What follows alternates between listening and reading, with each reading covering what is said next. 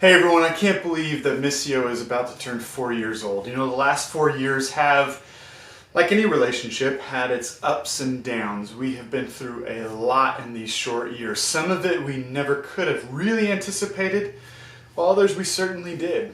But in all of it, we have seen the movement of Jesus both in us and in our neighborhoods. We've had a front row seat watching Jesus do what Jesus does best, which is to love people and to draw people to himself. There's a part of us as humans that becomes nostalgic around birthdays. We like to tell stories and try to remember all of the moments from the previous year, and a church is no different in this way. There is a part of us that wants to look back while also trying to discover what comes next. What do we dream will happen in year 5 of Missio? Looking back helps us to recall the good moments while also understand the challenging ones, and we've had a lot of both.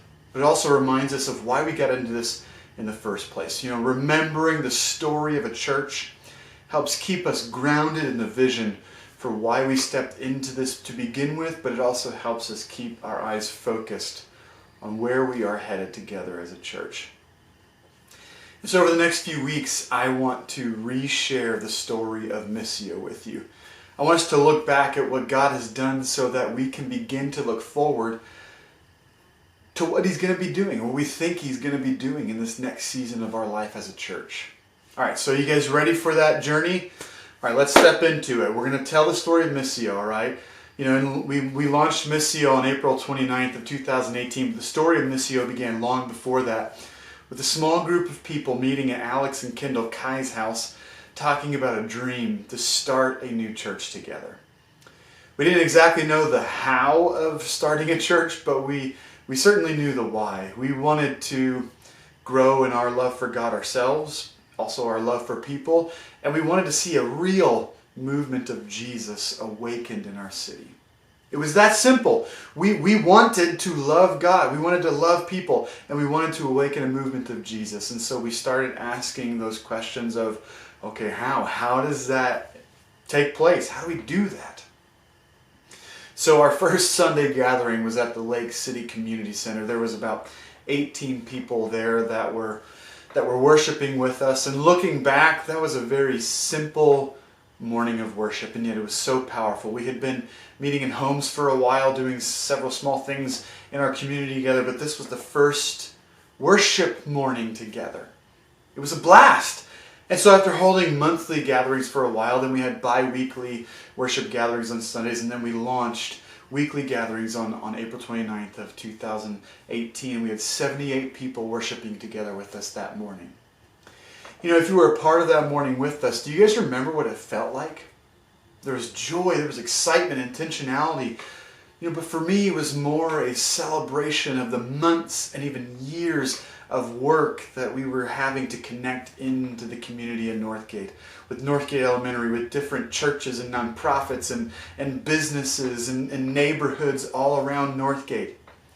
It was a moment where God was calling attention to his work through this new little church that was started long before that morning on April 29th of 2018. He was showing us that a journey of faith with him would have highlight moments all along the way that would draw us deeper into his mission with him.